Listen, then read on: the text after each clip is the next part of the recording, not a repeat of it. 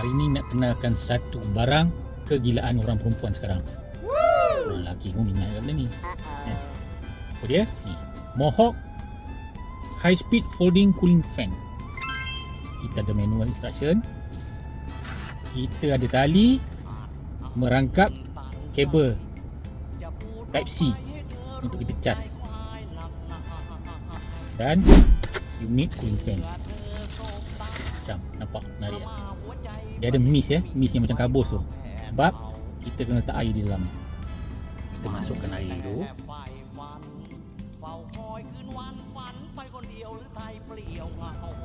Jadi nak buka, nak on, tekan dalam 3 saat. Ya, tu dia. Di indikator sini berapa jam lagi boleh guna.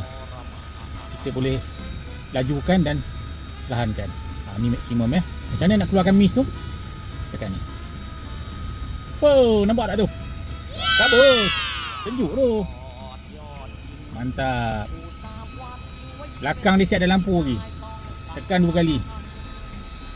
Ada lampu lagi.